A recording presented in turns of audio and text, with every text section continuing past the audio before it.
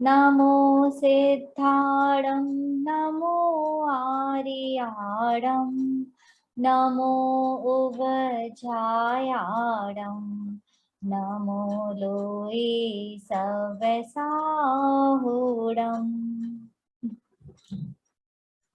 Let me share the screen.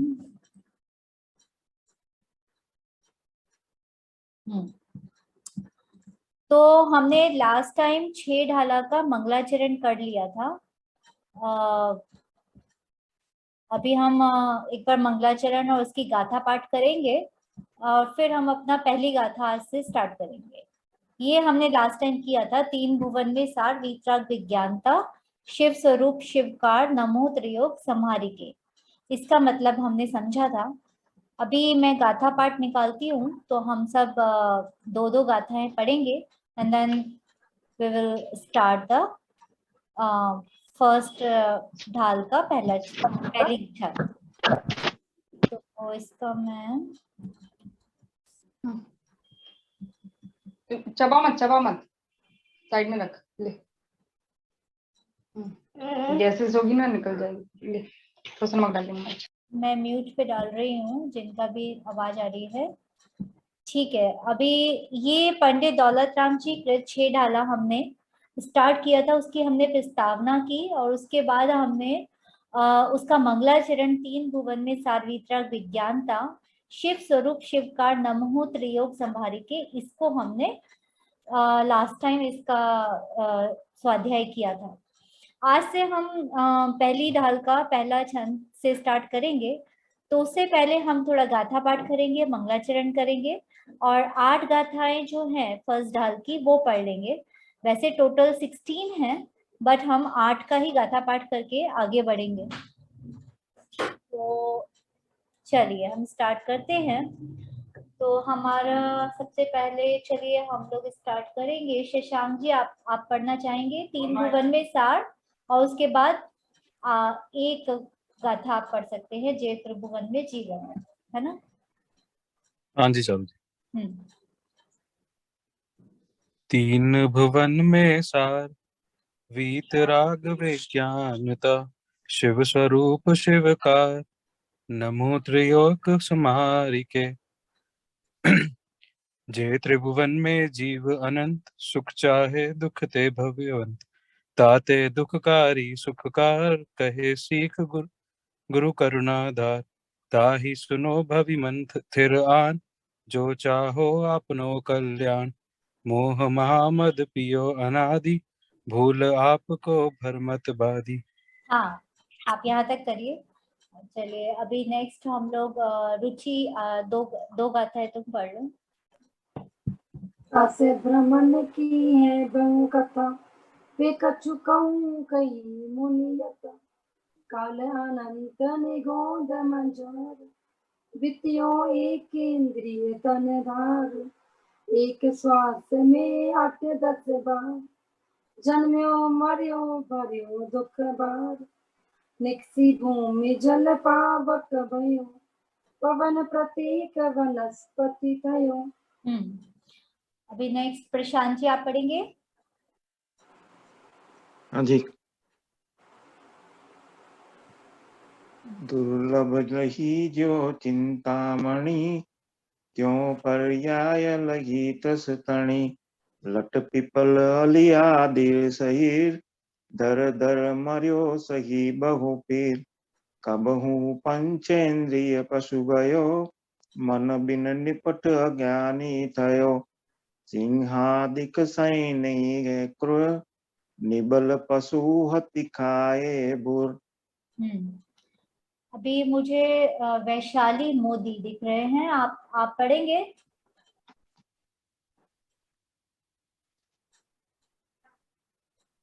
ये तुम्हारे कोई कजन है क्या?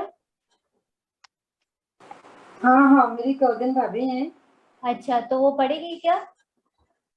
अरे वैशाली रीड करूंगी. दीदी करती है जैना. मैं ना थोड़ा परेशान कर रहा करती कल बात मतलब थोड़ी देर से करती हूँ. मैं कुछ बोलूंगी ठीक तो है, कोई बात नहीं है. नेक्स्ट शशांक जी आप ही एक आप ले लो और एक रुचि ले लेगी. हाँ जी सर। कभू आप भयो बलहीन, सबलनि करि खायो अति दीन। छेदन भेदन भूख प्यास, भार वहन हित आतप त्रास। रुचि पढ़ लो ये बद बंधन। बद बंधन आदिक दुख घन, कोटि जीव ते जात न बन। अति संक्लेश भाव ते मर्यो, घोर ऋषभ सागर में पड़ियो। तो हम 8 तक की गाथा पाठ करते हैं, उसके बाद हम लोग अपनी पहली गाथा पे स्टार्ट करते हैं। तो ये 6 ढाला में पहली ढाल में संसार परिभ्रमण के दुख बताए हैं, और इसका जो मंगलाचरण था उसमें यही बताया था कि 3 लोक में, तीनों भुवन में, तीनों लोक में सारभूत जो है वो है वीतराग विज्ञान, जो कि बेसिकली केवल ज्ञान। केवल ज्ञान तो मुख्य रूप से है, बाकी सम्यक ज्ञान भी उसमें गर्भित है। मतलब चौथे गुण स्थान से जितनी जितनी वीतरागता है और जितना जितना मतलब ज्ञान तो सम्यक हो ही गया है, तो वो भी उसमें गर्भित है।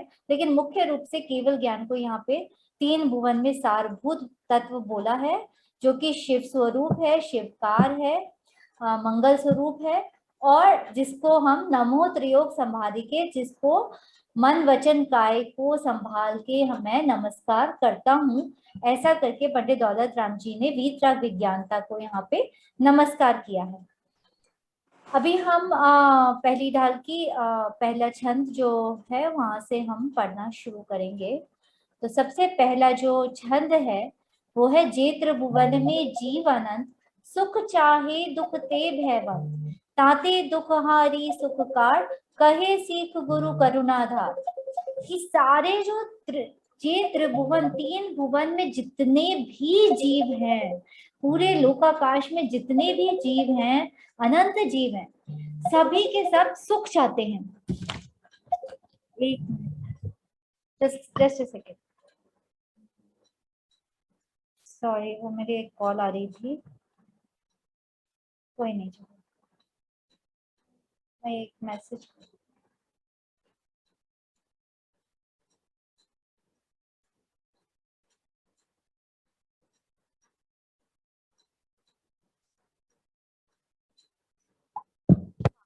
तो जितने भी इस 3 भुवन में, तीनों लोक में अनंत जीव हैं, वो सब सुख चाहते हैं, दुख से डरते हैं। आपको पता है कि सारे जीव सुख क्यों चाहते हैं? उसका कारण क्या है? क्यों सब जीव सुख चाहते हैं? किसी को मालूम है? हम सुख क्यों चाहते हैं, दुख क्यों नहीं चाहते?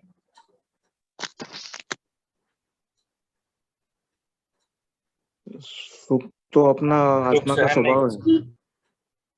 हाँ, सुख हमारा गुण है, हमारा स्वभाव है। तो हम एक्चुअली में अपना स्वाभाविक जो स्वभाव वस्तु का होता है हम वो ही चाहते हैं। वो तो दुख तो विभाव है, तो हम हर जीव सुखी होना चाहता है और दुख से डरता है। और इसीलिए जो हमारे गुरु हैं, हमारे आचार्य, हमारे मतलब परंपरा गुरु, उन्होंने दया करके हमें सुख का मार्ग बताया है। तो वही इस छंद में हम शुरू करेंगे। तो चलिए पढ़ेंगे। पहले सबसे पहले कौन पढ़ेगा? Let's see. शशांक जी। अब मैं पढ़ती हूँ। अच्छा, आप पढ़ेंगे मोदी जी? हाँ, पढ़िए।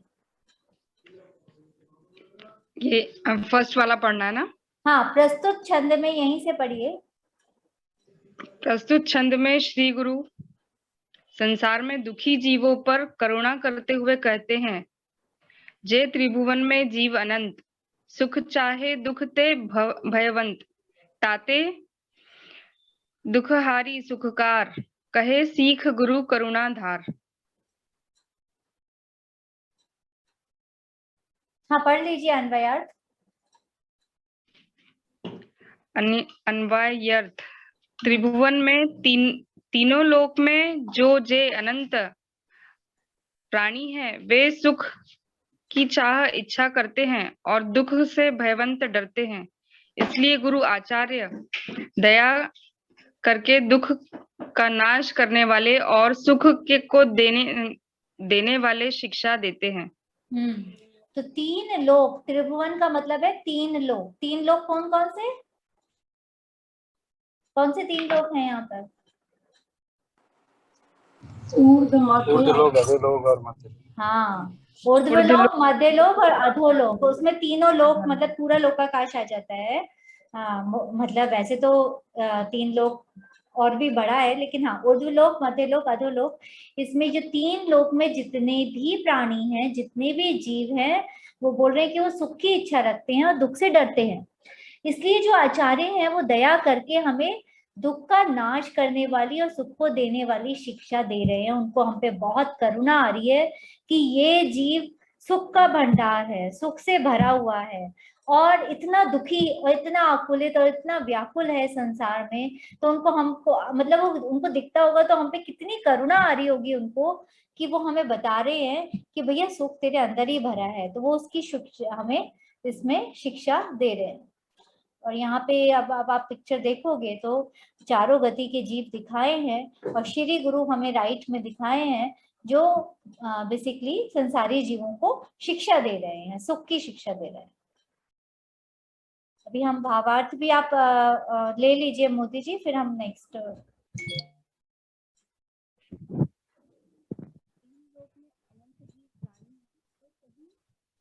पढ़ लीजिए भावार्थ।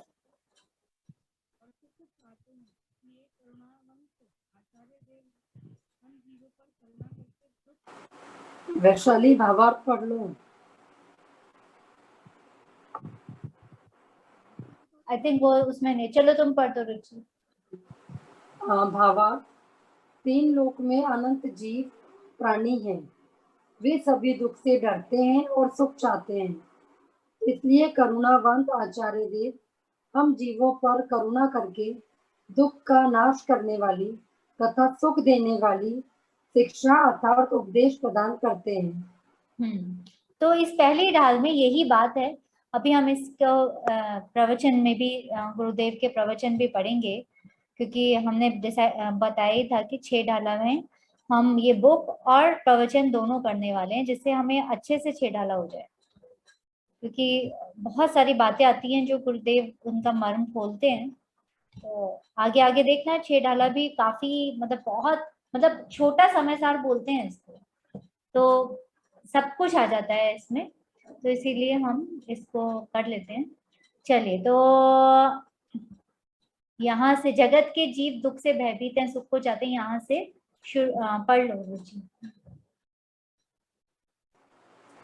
जगत के जीव दुख से भयभीत हैं और सुख को चाहते हैं, अतः श्री गुरुओं ने करुणा करके ऐसा उपदेश दिया है कि जिसके द्वारा दुख मिटे व सुख प्रगटे। यहाँ दौलत राम जी कहते हैं कि श्री गुरु ने शास्त्र में जो हितोपदेश दिया है उसी के अनुसार इस 6 डाला में कथन करेंगे। जे त्रिभुवन में जीव अनंत सुख चाहे दुख ते भयवंत, ताते दुख हारी सुख का कहीं सीख गुरु करुणा दान। 3 लोक में वीतराग विज्ञान सार है, यह दिखाकर अब उस वीतराग विज्ञान प्रकट करने का उपदेश देते हैं। 3 लोक में जो अनंत जीव हैं वे सब सुख को चाहते हैं और दुख से डरते हैं, अतः उनको कैसे सुख होवे व कैसे दुख मिटे, ऐसा मोक्ष मार्ग का हितकारी उपदेश करुणावंत श्री गुरु देते हैं। मोक्ष मार्ग कहो, रत्नत्रय कहो या वीतराग विज्ञान कहो, इसके ही द्वारा जीवों को सुख होता है व दुख मिटता है। इसलिए ज्ञानी गुरुओं ने करुणा करके जीवों को उसकी सीख दी है, उसका उपदेश दिया है। ऐसा उपदेश समझकर सच्चा उपाय करने से दुख का नाश होकर सुख का अनुभव होता है ना। तो क्या बोल रहे हैं कि सुख किससे मिटेगा हमारा, सॉरी दुख किससे मिटेगा हमारा, कि जब हमें रत्नत्रय की प्राप्ति होगी, सम्यक दर्शन ज्ञान चारित्र की प्राप्ति होगी, उसी से ही दुख मिट सकता है। और कोई मार्ग है ही नहीं, पूरे जगत में सब जीवों के लिए एक ही मार्ग है। ऐसा नहीं है कि तुम किसी के लिए कुछ है किसी के लिए कुछ है। सारे ही जीव, जितने भी जीव अगर सुखी होंगे तो इसी मार्ग से होंगे। मोक्ष मार्ग कहो, रत्नात्रय कहो, वीतराग विज्ञान कहो, यही है जिससे जीवों को सुख होता है, दुख मिटता है। मतलब जिस नियम सार ग्रंथ है ना, नियम सार ग्रंथ जो आचार्य कुंद ने लिखा है, उसमें नियम सार का मतलब पता है आपको क्या है? क्या बोला है उन्होंने? नियम सार का मतलब क्या बताया है आचार्य कुंद ने? पता है किसी को? नहीं? नियम मतलब नियम से करने योग्य, हर जीव के लिए नियम से क्या करने योग्य है उन्होंने बोला। तो उन्होंने बोला हर जीव के लिए नियम से करने योग्य है सम्यक दर्शन ज्ञान चारित्र परिणमित होना। हर जीव के अगर उसे सुखी होना है तो वही नियम से करने योग्य है। नियम सार का मतलब ही वही है। सार इसलिए लगाया कि बाकी सबका निषेध कर दिया। सम्यक दर्शन ज्ञान चारित्र के अलावा बाकी सब का परिहार वो है सार का मतलब, कि विपरीत जो व्यवहार रत्नत्रय है उसका परिहार करना, वो है सार का मतलब। तो नियम सार में भी यही बात बोली।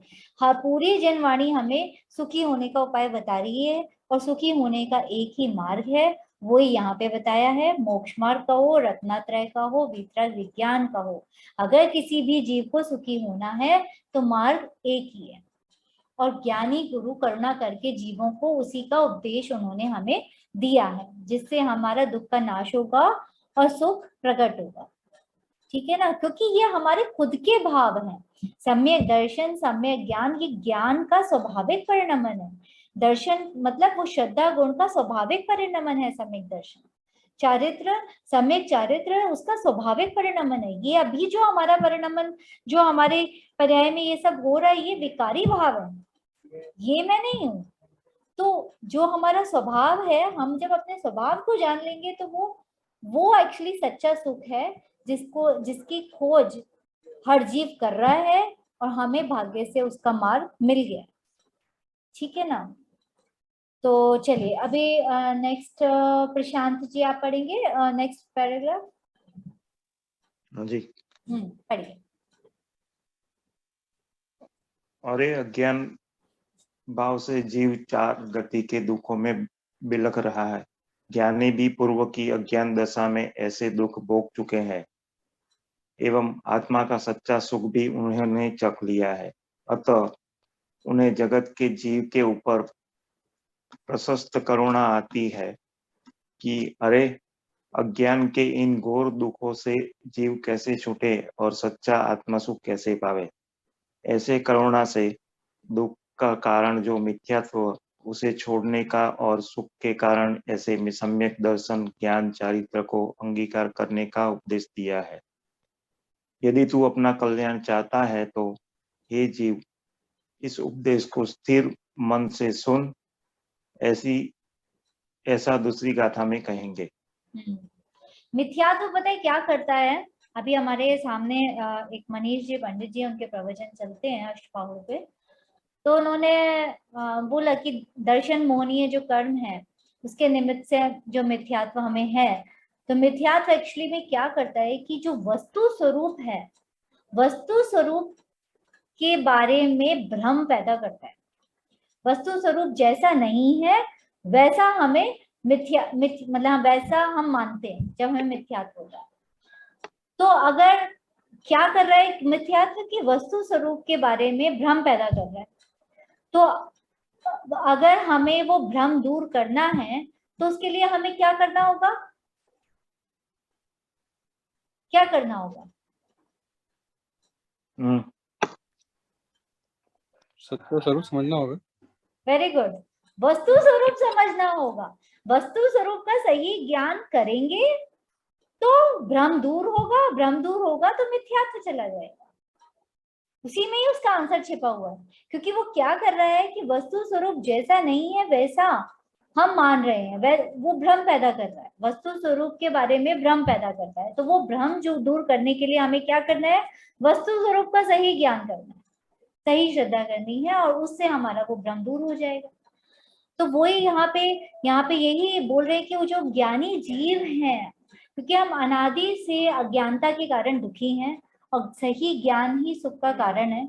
और मतलब चारों गति में हम दुखी भोग रहे हैं, तो उससे कैसे छूटे, सच्चा सुख कैसे प्राप्त हो। तो जिन्होंने ये सुख जिन्होंने इसका अनुभव किया है, वो हम पे करुणा करके हमें बता रहे हैं कि भैया तू ये प्रयास कर, ये मिथ्यात्व को छोड़ने का, सम्यक दर्शन ज्ञान चारित्र प्रकट करने का प्रयास कर। अगर अपना कल्याण चाहता है, चारों गति से छूटना चाहता है, दुख से छूटना चाहता है, तो हम जो बोल रहे हैं वो सुन, ध्यान से सुन और मान, ऐसा वो उपदेश हमें दे रहे।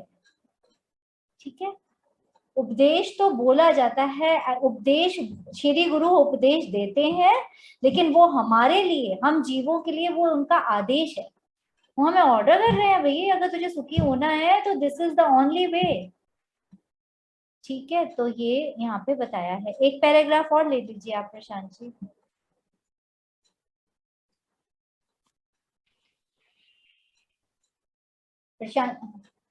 प्रशांत जी आप ले सकते हैं एक पैराग्राफ और। हाँ जी, हाँ ले लीजिए। देखो तो सही संतों को कितनी करुणा है। प्रवचन सार में भी कहते हैं कि परम आनंद रूप सुधा रस के पिपासु भव्य जीवों के हित के लिए यह टीका की जाती है। अतीन्द्रिय आनंद रस की जिससे तरस लगी है, ऐसे जीव को उस अतीन्द्रिय आनंद रस का ऐसा स्वरूप समझाते हैं कि जिसको समझते ही अपूर्व आनंद सहित सम्यक दर्शन हो। नेक्स्ट रुचि लेगी पढ़ना। परमात्मा प्रकाश की उत्थानिका में भी प्रभाकर शिष्य श्री गुरु से विनती करता है कि हे स्वामी, इस संसार में भ्रमण करते करते मेरा अनंत काल बीत चुका, किंतु मैंने जरा सा भी सुख ना पाया, तीव्र दुख ही पाया। उत्तम कुल आदि सामग्री अनंत बार मिली तो भी किंचित सुख ना पाया। स्वर्ग में भी मुझे सुख ना मिला। वीतरागी परमानंद सुख का स्वाद मैंने कभी ना चखा। इस प्रकार अपने भाव निर्मल करके शिष्य प्रार्थना करता है कि हे गुरु, इन चार गतियों के दुखों से संतप्त ऐसे मुझे आप प्रसन्न होकर ऐसा कोई परमात्मा तत्व बताओ कि जिसके जानने से चार गति के दुख का नाश हो और आनंद प्रकट हो। ठीक है, ये तो सिंपल ही है। एक ये छोटा पैराग्राफ और पढ़ लेती हूँ। तब श्री गुरु कहते हैं कि आत्मा का ऐसा स्वरूप मैं तुझे कहता हूँ, उसे तू सुन। नी सुनी तू हुम। इस प्रकार जो जीव अंतर में तीव्र जिज्ञासु होकर आया, उसके लिए यह हित का उपदेश है। मतलब ये इसमें आगे वही जीव बढ़ता है जो ना, मतलब जिसको जिज्ञासा होती है समझने की। आपको मतलब वो जिज्ञासा अपने अंदर जगानी है, उस स्वरूप को समझने की ऐसी तीव्र जिज्ञासा जगाओ कि उसके अलावा कुछ और मतलब पता है कि बस यही हितकारी है। हर जीव इसी मार्ग से सुखी हुए हैं और यही मार्ग है, और मुझे अब अपना स्वरूप समझना ही है। पता नहीं अनादि से कितनी कहाँ कहाँ भटक भटक के हम यहाँ तक पहुंचे हैं। मतलब अगर वो कथा हमें हमारे वो ज्ञान में आ जाए ना, तो हमें खुद मतलब रोंगटे खड़े हो जाए कि हम कहाँ कहाँ से होके आ चुके हैं। मतलब अनादि की कल्पना नहीं होती है हम लोगों को कि कितना कितना कितना काल निकल चुका है और कितनी मुश्किल से ये भव मिला है। मतलब एक एक समय जो है मनुष्य भव का, चक्रवर्ती की अनंत चक्रवर्ती की संपदा से ज्यादा कीमती है, ऐसे शास्त्रों में आता है।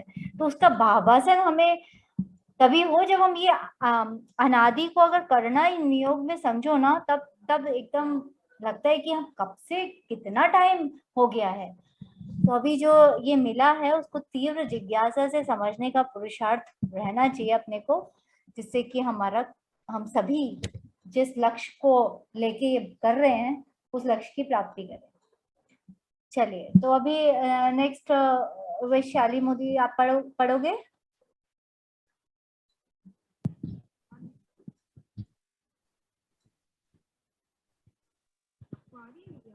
आवाज नहीं आ रही है? मैं बोल रही हूँ पर आपको आवाज नहीं आ रही है मेरी। हाँ अब आ रही है। तिर्यंच में 2 इंद्री से पचेंद्री इससे पहले तक 2 लाइन और है, 4 गतियों में। हाँ, 4 गतियों में कुल अनंत जीव हैं। मनुष्य गति में असंख्यात हैं, नरक में असंख्यात हैं, देवलोक में असंख्यात हैं और तिर्यंच में अनंत हैं। तिर्यंच में 2 इंद्री से पचेंद्री तक के जीव जो असंख्यात ही हैं, किंतु एकेंद्री जीव अनंत हैं। ये सब जीव मिथ्यात्व के कारण महादुखी हैं। वे सभी जीव दुख से तो भयभीत है और सुख को ही चाहते हैं, परंतु कहाँ है वह सुख, व कैसा प्रगटे वह, इसका उपाय वे नहीं जानते। क्यों दुख है और कैसे टले वह, इसकी उन्हें खबर नहीं। इसलिए सुख के हेतु वे बाहर लौट रहे हैं, किंतु बाहर के उपाय से उनका दुख मिटता नहीं और उन्हें दुख होता है। अतः उन जीवों में के ऊपर करुणा करके दुख से छूटने का उपाय संतों ने दिखलाया है। हे जीव, तेरे मिथ्यात्व भाव की तुझे दुख देने वाला है, अतः तू तेरी ही भूल से दुखी है। सच्चे भेद ज्ञान के द्वारा उस भूल को मिटा दे और सम्यकत्व प्रकट कर, यही सुखी होने का उपाय है। रे जीव, तेरे दोष से तुझे बंधन है, वह संत की पहली शिक्षा है। तेरा दोष इतना है कि पर को अपना मानना और अपने को भूल जाना। तो हमारी भूल बताई उन्होंने। सबसे पहले तो ये निर्णय करना है हम सबको, मतलब कि हमारे जो दुख का कारण कहीं बाहर नहीं है। हम सभी सारे जो चारों गति के जीव हैं वो दुखी है ना, तो वो अपने मिथ्यात्व के कारण है। सबसे पहला तो हमारे को ये निर्णय पक्का करना है कि कोई पर द्रव्य, कोई भी कर्म, कोई भी परिस्थिति बाहर की हो या कुछ भी हो, हमारी तीव्र से तीव्र शरीर की वेदना हो, वो भी दुख का कारण है। मिथ्यात्व के कारण हर जीव दुखी है, ये सबसे बड़ी हमारी भूल है। उसके कारण ही हर जीव दुखी है। और मतलब हम उस भूल को भेद ज्ञान के द्वारा ही मिटा सकते हैं, सम्यक प्रकट कर सकते हैं, करके ही मिटा सकते हैं। एंड मतलब तो ये सबसे पहली उन्होंने, संत ने सबसे पहली शिक्षा हमें ये दी कि ये मिथ्यात्व ही तेरे दुख का कारण है, ये तेरा ही दोष है। तेरे ही इस दोष के कारण तुझे ये बंध हो रहा है कर्मों का, और उसको मिटा के तो सुखी हो सकता है। इसलिए पर की तरफ देखना छोड़ो, ये हमारी खुद की गलती है। और तेरा दोष इतना ही है, दोष बहुत छोटा है, बहुत, लेकिन बहुत बड़ा बना हुआ है। दोष बहुत छोटा है कि हमने पर में अपनापन किया हुआ है और अपने को बिल्कुल भूले बैठे हुए हैं। मैं कौन हूँ मतलब खबर ही नहीं है, सारे सब जगह हमारा उपयोग जा रहा है, लेकिन हम अपने को नहीं पहचान पा रहे। यही हमारी सबसे बड़ी भूल है। वो ठीक हो जाए, बाकी सब हो जाएगा, चारित्र में कषाय, सब चीजें ठीक हो जाएंगी। तो हमें सबसे पहले वस्तु स्वरूप जान के, अपना स्वरूप जान के अपने में अपनापन करना है। वो ही हमारे मतलब वो ही मार्ग है एक्चुअली। तो यहाँ पे यही इसमें बताया। चलिए अभी नेक्स्ट कौन लेगा? शशांक जी आप ले लो।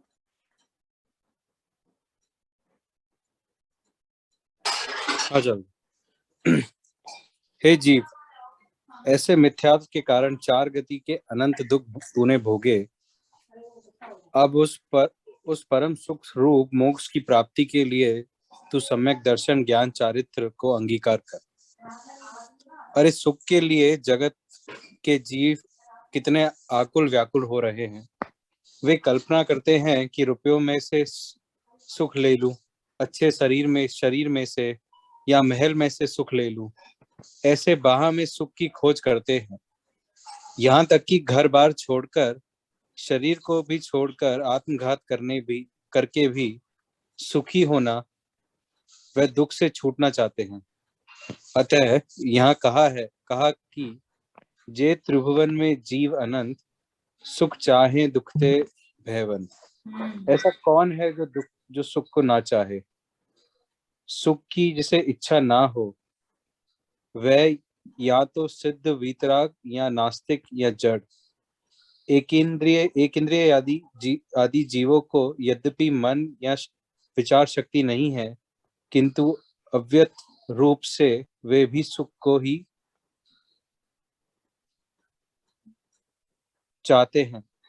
इस प्रकार जगत के अनंत जीव सुख को ही चाहते हैं और दुख से डरते हैं। सुख को चाहते हुए भी यह नहीं जानते कि सच्चे सुख का क्या स्वरूप है और किस उपाय से वह प्रगटे।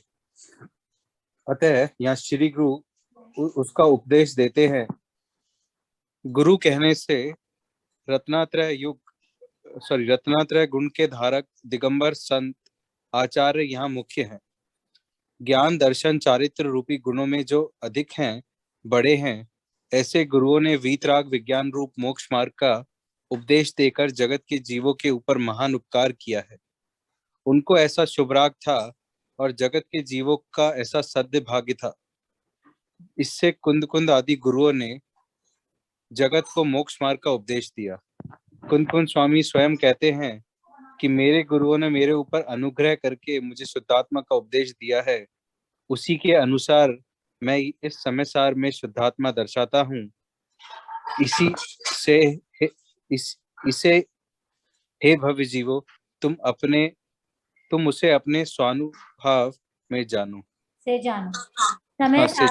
हाँ, उसी के अनुसार मैं समय सार में शुद्धात्मा दर्शाता हूँ। यहाँ पे रेफरेंस दिया है। कुंद आचार्य स्वामी कहते हैं कि जो मेरे गुरुओं ने मेरे ऊपर अनुग्रह करके, मतलब मुझ पे दया करके मुझे शुद्धात्मा का उपदेश दिया, और उसी के अनुसार मैं इस समय सार में शुद्धात्मा को दर्शाता हूँ। तो यहाँ पे समय सार की जो 5वीं गाथा है, उसमें आचार्य कुंद ने यही बोला कि मैं अपने निज अनुभव से समय सार कहूंगा, समय सार प्रारब्ध कहूंगा।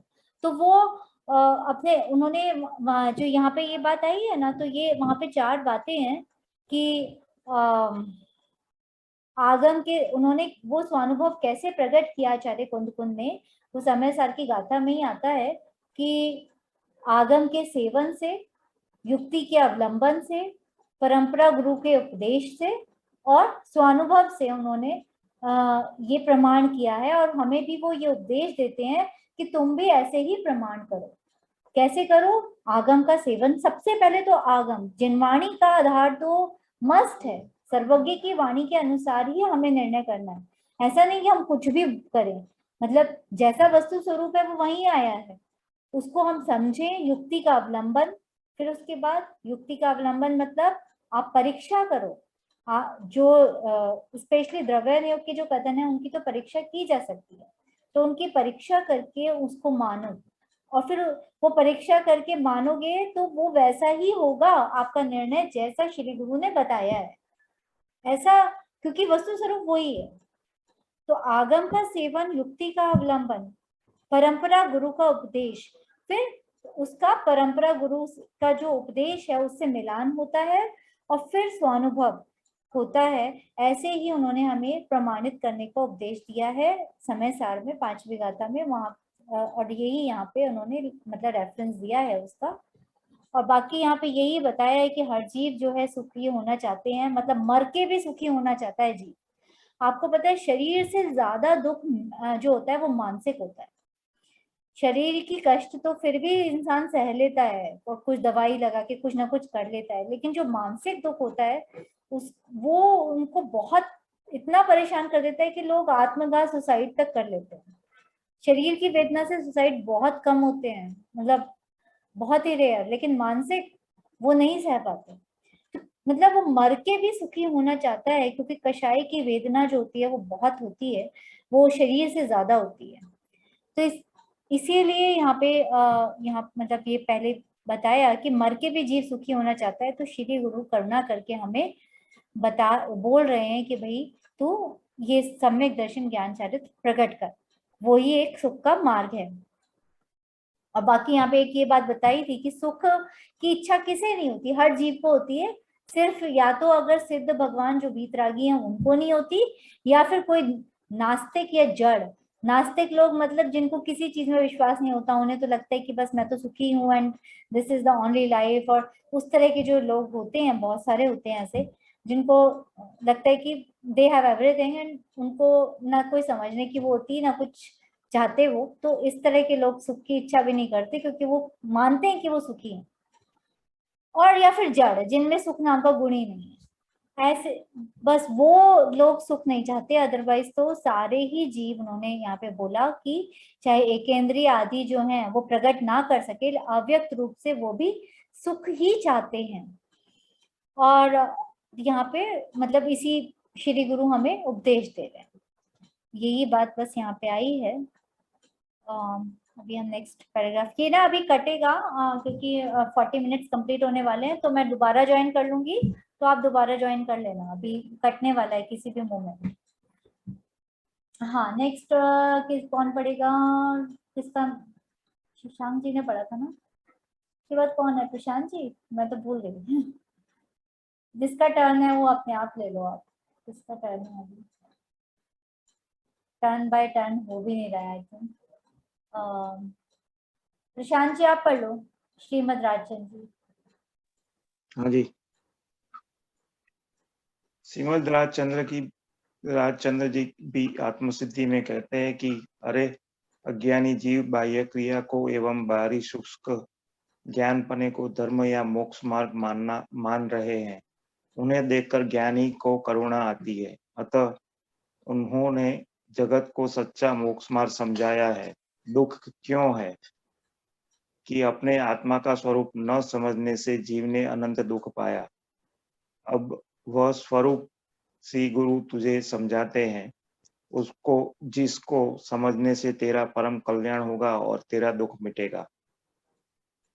वह वितरागी मार्गी संतों ने स्वयं मोक्ष मार्ग साधते हुए जगत को भी हित का उपदेश देकर मोक्ष मार्ग दिखाया है।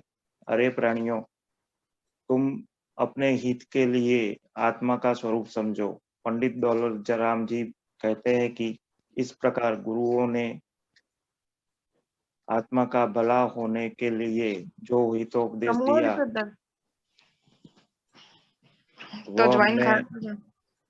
वह मैं इस 6 डाला में कहता हूँ।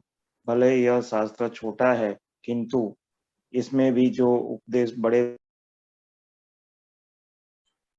हाँ आप पढ़िए प्रशांत जी, वो ज्वाइन करती हैं। वो लास्ट पैराग्राफ फिर से पढ़ लेता हूँ। हाँ।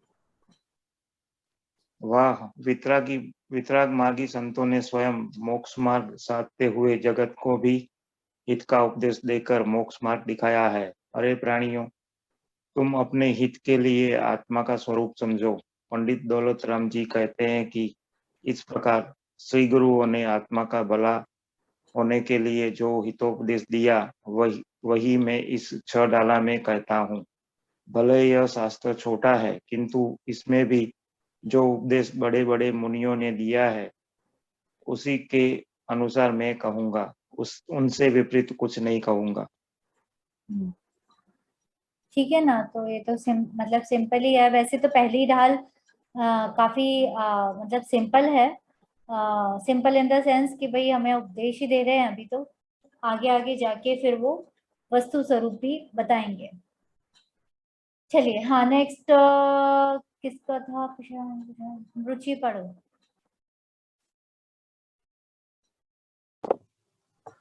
चारू मुझे स्क्रीन नहीं दिख रही है। नहीं दिख रही है? आप लोगों को दिख रही है? हाँ जी। मैं दोबारा स्टॉप शेयर करके फिर से करती हूँ, हो सकता है।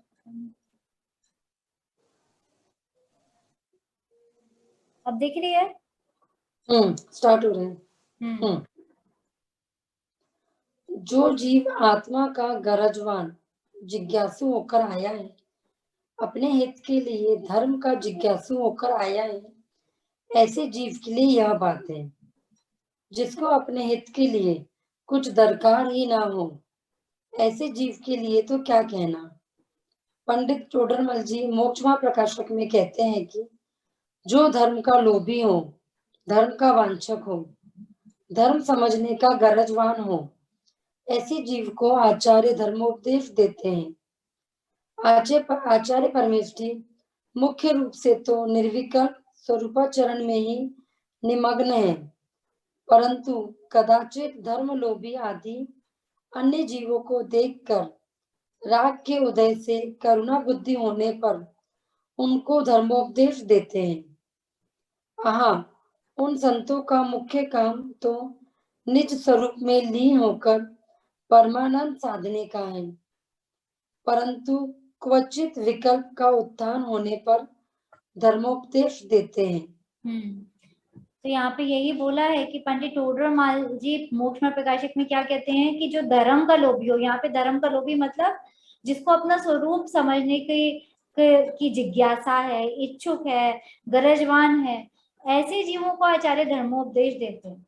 बाकी तो अगर हम दे भी दें, कई तो ऐसे होते हैं कि ले उनको दो तो वो और उल्टा ले लेते हैं, और उल्टा क्या ले लेते हैं बल्कि और ज्यादा मतलब इसको पढ़ के कषाय कम होनी चाहिए थी उनकी और बढ़ जाती है। तो इसलिए ऐसे जीवों को तो धर्म का उपदेश देने में योग्य ही नहीं है, अभी उनकी काल नहीं पका है। तो ऐसे जीवों को देते हैं जो जिनको जिज्ञासा है, जो जानना चाहते हैं, जो अपने को समझना चाहते हैं, जो सुख प्रकट करना चाहते हैं।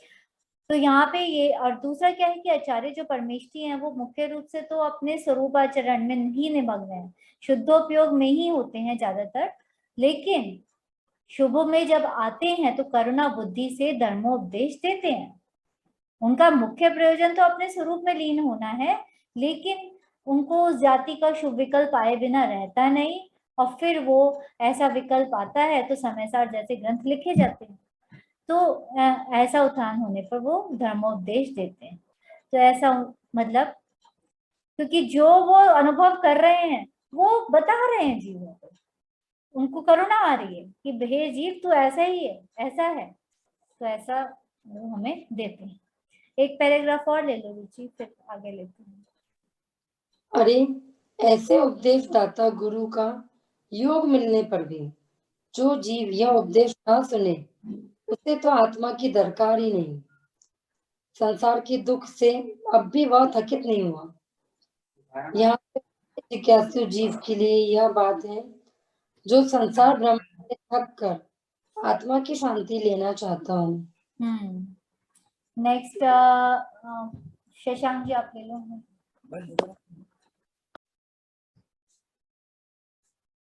हो गया? हाँ चल। हाँ। देह से भिन्न आत्मा को जानने वाले व राग से भिन्न आनंद का अनुभव करने वाले ऐसे वीतरागी मुनि जो रत्नात्रय के धारक हैं वे मोक्ष के साधक हैं। तीन कषाय चतुष्क ओके हाँ, तीन कषाय चतुष्क या तीन कषाय चौकड़ी भी बोलते हैं। चौकड़ी ओके हाँ जी हाँ का जिनके अभाव है 84 लाख योनियां राइट? नहीं अच्छा वो आगे, हाँ वहां पे 84 लाख योनियां आगे। हाँ जी हाँ 84 लाख योनियों के दुखी जीवों के लिए हित की शिक्षा या हित का उपदेश देते हैं। कैसा उपदेश देते हैं?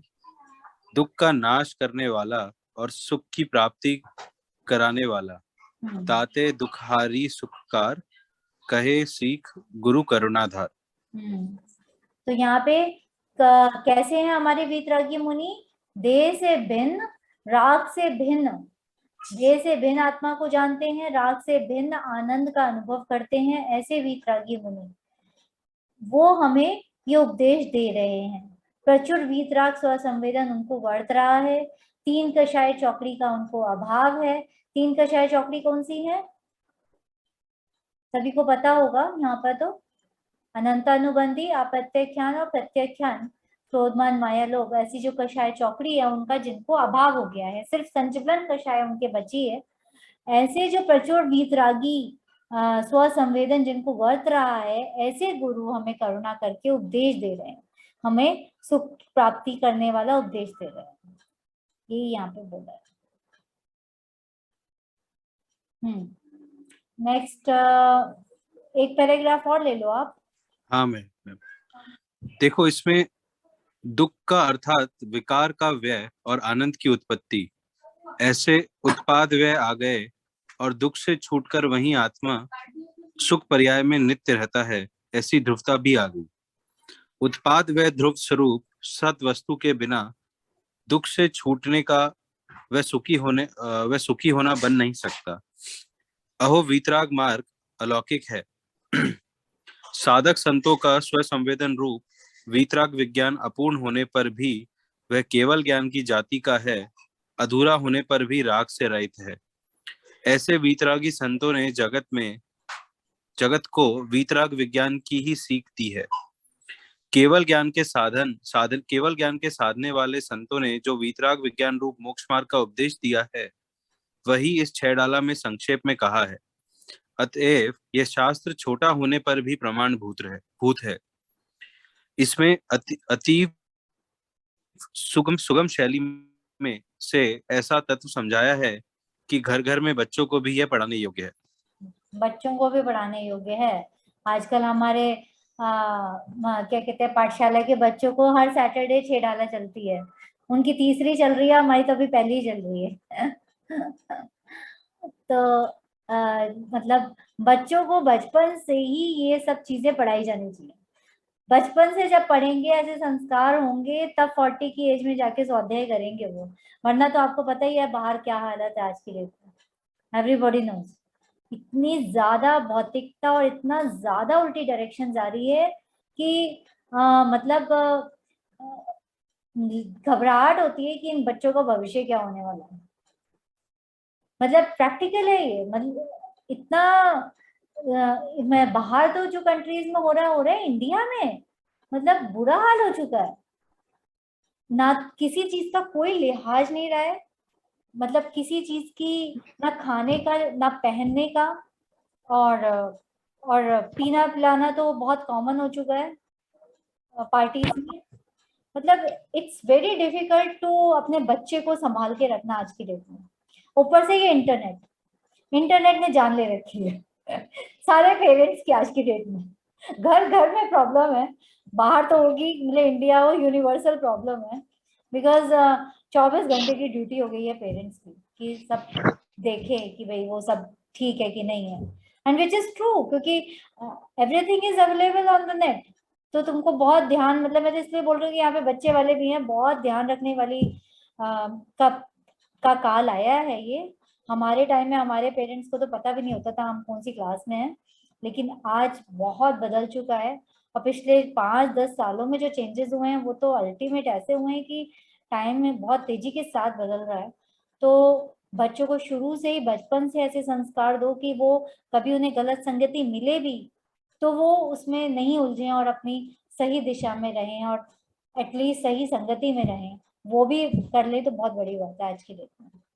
तो खैर यहाँ पे तो ये बात है कि दुख का यहाँ पे बोल रहे हैं कि इसमें दुख का अर्थात विकार का व्यय और आनंद की उत्पत्ति, ऐसे उत्पाद व्यय आ गए। स्वामी जी मतलब द्रव्य गुण पर्याय उसकी सूक्ष्मता में चले गए हैं कि दुख का व्यय होता है, दुख की पर्याय का, और आनंद की उत्पत्ति होती है, और दुख से छूटकर वही आत्मा सुख पर्याय में नित्य रहता है। मतलब जब उसकी सुख पर्याय प्रकट होती है तो वो उसमें नित्य सुख पर्याय में रहता है, ऐसी ध्रुवता भी आ गई।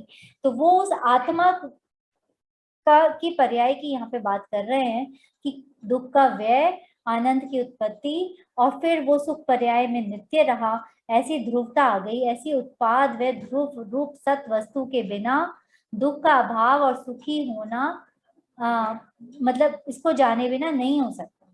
दुख से छूटने का और सुखी होना बन नहीं सकता ऐसा जाने बिना, क्योंकि जो वस्तु है वो उत्पाद व ध्रुव रूप है।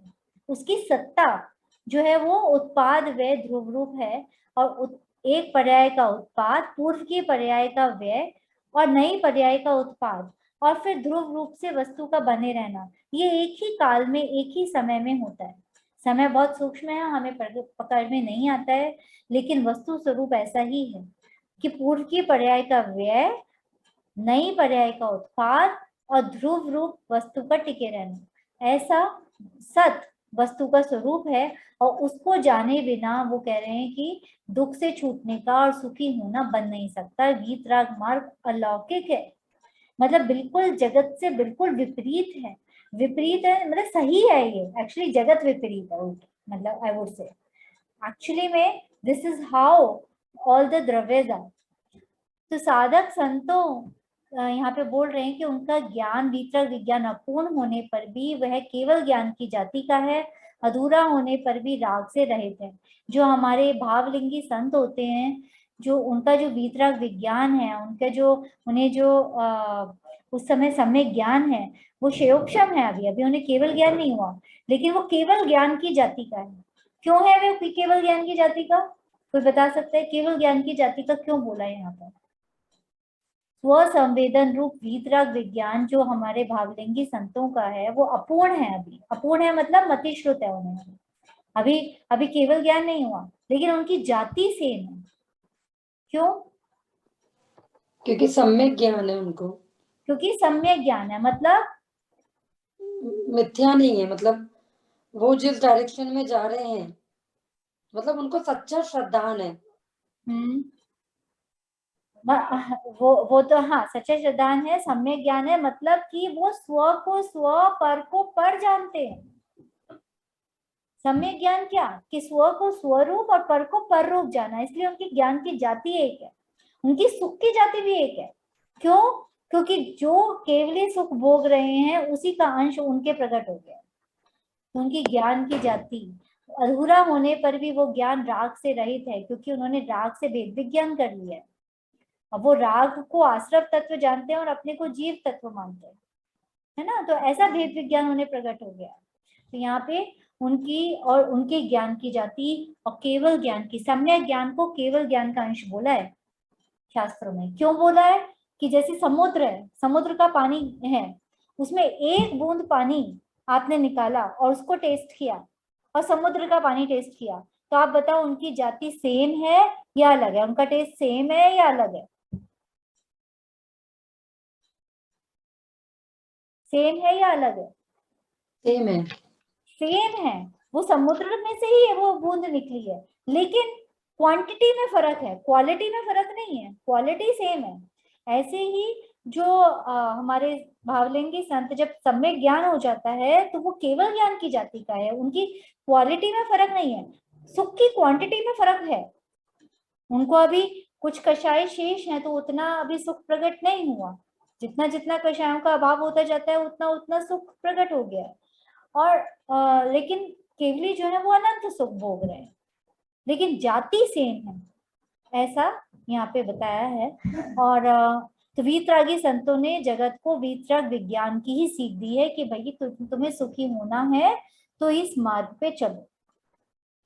केवल ज्ञान के साधने वाले संतों ने जो वीतराग विज्ञान रूप मोक्ष मार्ग का उपदेश दिया है वही इस 6 डाला में संक्षेप से कहा है। मतलब ये छोटा है शास्त्र, मतलब समय सार प्रवचन सार ऐसा बड़ा नहीं है, लेकिन फिर भी प्रमाणभूत है, इसमें सारी बातें आ जाती हैं, सुख का पूरा मार्ग इसमें आ जाता है।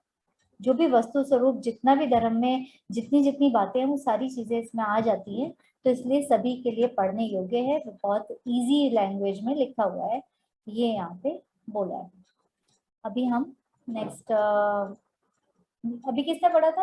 रुचि तुमने पढ़ा था ना शायद? हाँ, नेक्स्ट ये मोदी विशाली मोदी पढ़ेंगे? हाँ हाँ पढ़ूंगी। हाँ पढ़िए। इस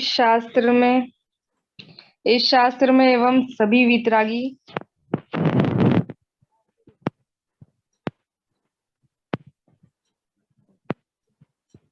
आवाज चली जाती है आपकी। नहीं, मुझे स्क्रीन ही नहीं दिख रही थी प्रॉपर। इस शास्त्र में एवं सभी वीतरागी शास्त्रों में आत्मा को सुख देने वाला व दुख से छुड़ाने वाला उपदेश दिया है, जिसके द्वारा विकार का दुख का नाश हो व सुख की प्राप्ति हो। यही संतों का उपदेश व संतों की सीख है। विकार यह दुख है, इसके नाश का अर्थात निर्विकारी दशा प्रकट करने का उपदेश है। राग को छुड़ाने का व वितराग भाव प्रकट करने का उपदेश है। ऐसा उपदेश यही इष्टोपदेश है। इष्टोपदेश अर्थात हित का उपदेश, प्रिय उपदेश। इस उपदेश की समझ का फल यह है कि भेद विज्ञान होकर दुख का नाश हो और सुख का अनुभव प्रकट हो। यही तो जीव को इष्ट है, यही प्रयोजन है और यही सार है। इसका यह अर्थ हुआ कि प्रथम मंगलाचरण में जिस वितराग विज्ञान को नमस्कार किया, यही वितराग विज्ञान प्रकट करने का उपदेश जैन धर्म के चारों अनुयोग में दिया है। चारों और अनुयोग वितराग विज्ञान के पोषक हैं और उसी का उपदेश इस पुस्तक में भी करेंगे। इसे हे भव्य जीवों, तुम प्रतिपूर्वक सुनो, इस हेतु से कि अपने हित के लिए। किस हेतु से, किस कारण से सुनना है आपको? अपने हित के लिए। हर किसी के लिए ये अपने अपने लिए है। मेरे लिए अपने लिए है, आपके लिए अपने लिए है, सबके लिए। तो उससे हम सुने। सिंपल ही था यहाँ तो। अभी हम आगे बढ़ेंगे। नेक्स्ट प्रशांत जी आप पढ़ लीजिए। एक मिनट। हाँ जी। संसार में भ्रमण करते करते अनंत अच्छा काल अच्छा चलिए पढ़ लीजिए। ये यहाँ तक एक पैराग्राफ और पढ़ लो आप। हाँ।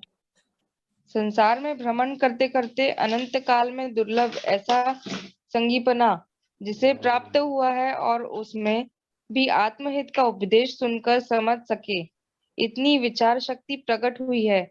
इस प्रकार की ज्ञान की ताकत वह समझने की जिज्ञासा है।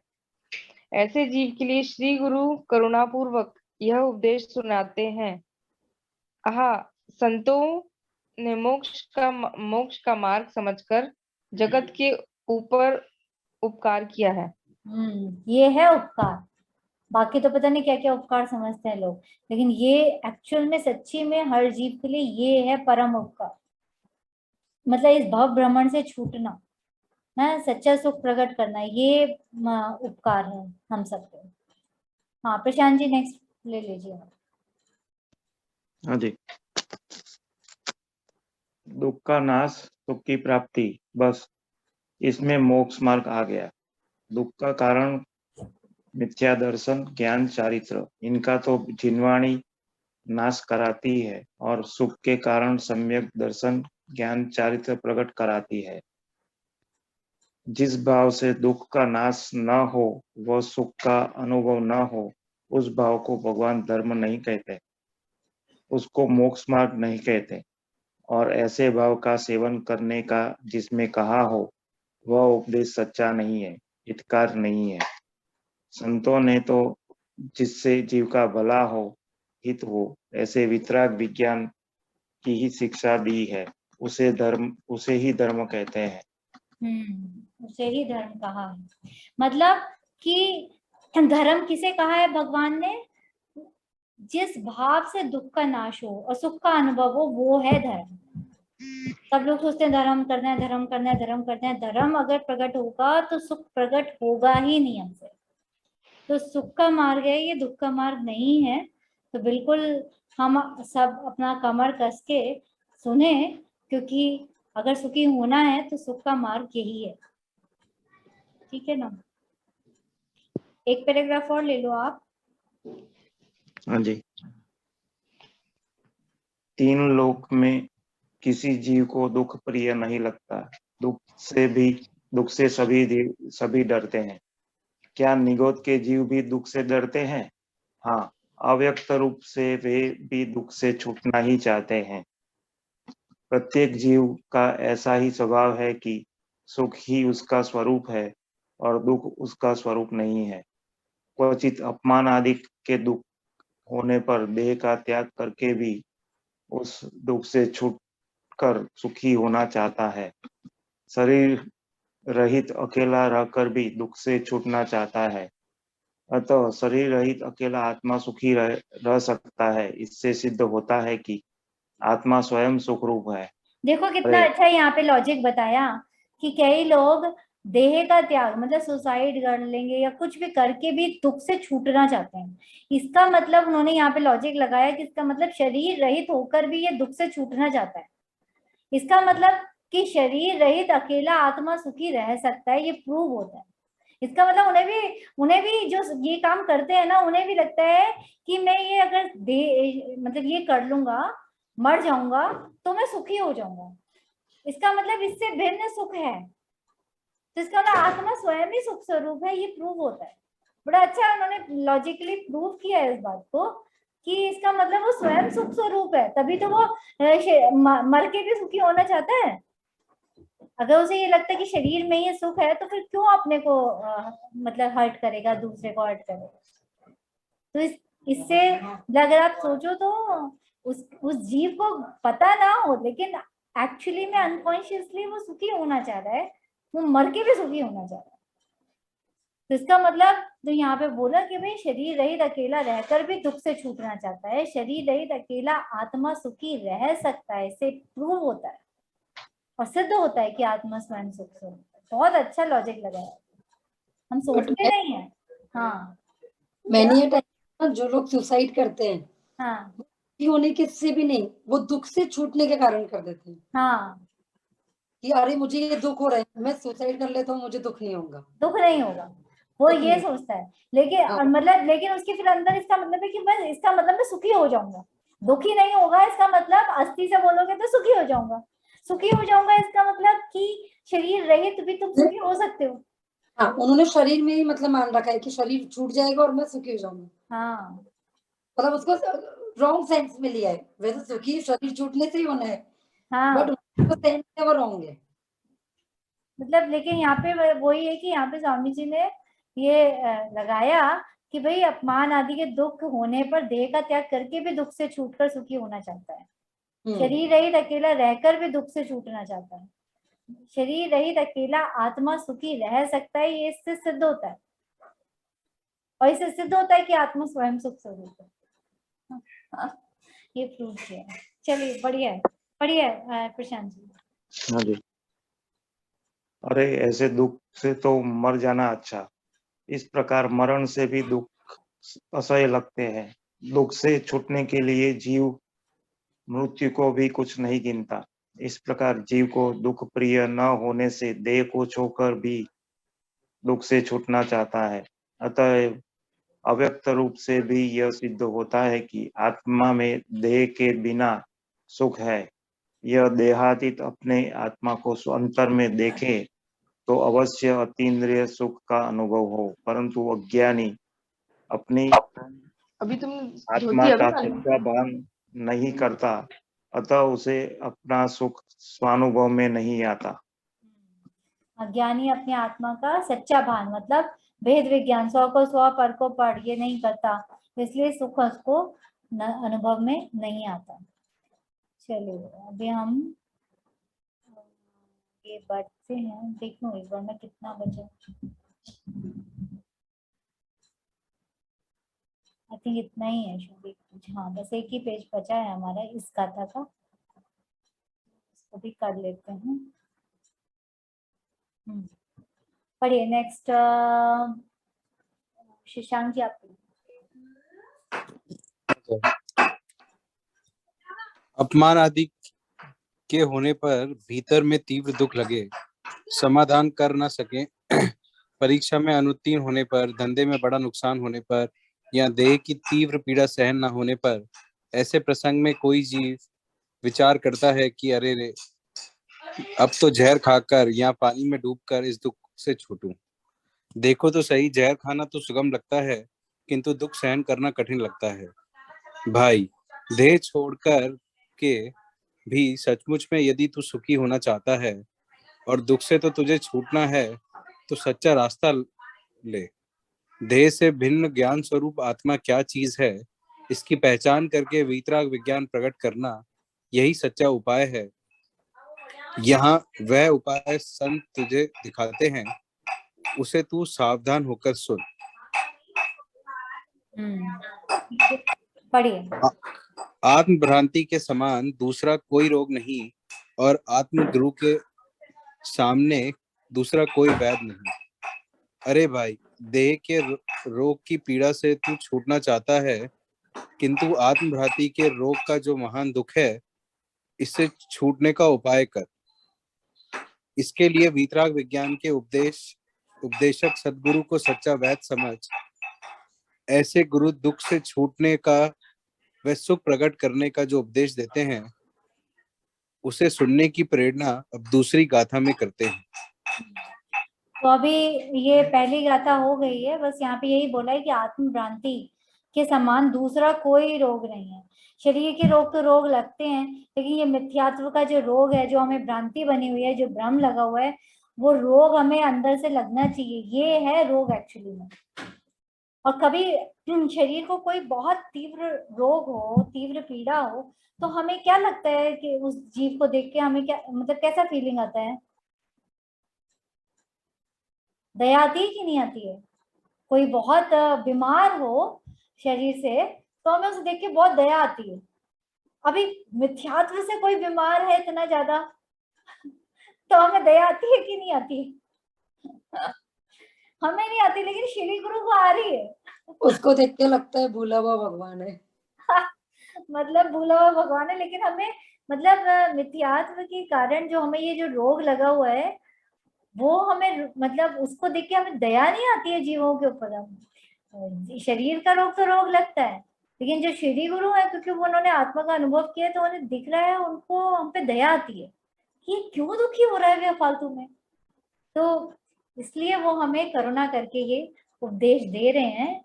और यहाँ पे मतलब जो वीतराग विज्ञान के उपदेशक हमारे गुरु हैं, यही सच्चे वैद्य हैं हमारी बीमारी के, सच्चे डॉक्टर हमारे यही हैं। और वो हमें दुख से छूटने का और सुख प्रकट करने का उपदेश यहाँ पे दे रहे हैं। तो अभी दूसरी गाथा हम नेक्स्ट टाइम ही ले लेंगे, क्योंकि एक एक गाथा एक एक बार में करेंगे तो मेरे ख्याल में अच्छा रहेगा। आई थिंक एक मिनट देख लेती हूँ मैं। हाँ, यहाँ से तेरे कल्याण के लिए भाव शमन कर तेरी बोलिए, दूसरी गाथा शो हो रही है यहाँ से। तो हम इसको नेक्स्ट टाइम ले लेते हैं। किसी को कुछ क्वेश्चन हो तो ठीक है, नहीं तो हम जिनवाणी स्तुति कर लेंगे। किसी को कुछ पूछना है? नहीं? चलिए हम जिनवाणी स्तुति करते हैं।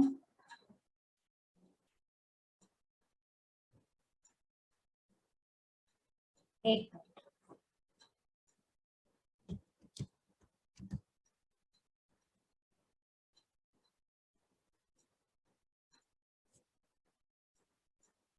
Let me tell you about this amazing opportunity. Right now, they're having one of their biggest sales of the year. So, अगर आप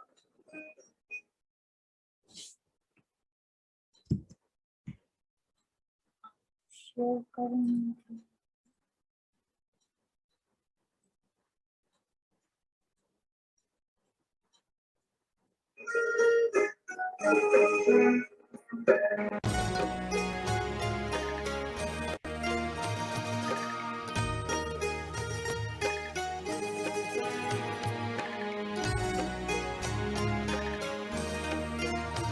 शब्दवाद नय षट द्रव्य गुण पर्याय और प्रमाण का, जड़ कर्म चेतन बंध का, अरु कर्म के अवसान का, कह कर स्वरूप यथार्थ जग का, जो किया उपकार है, उसके लिए जिन वाणी माँ को वंदना शत बार है।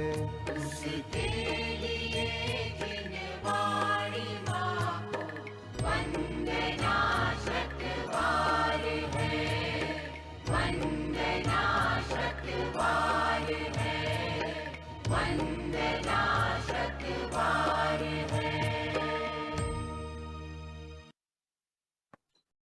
चलिए, जय जिनेन्द्र। नेक्स्ट वीक जय जिनेन्द्र। जय जिनेन्द्र।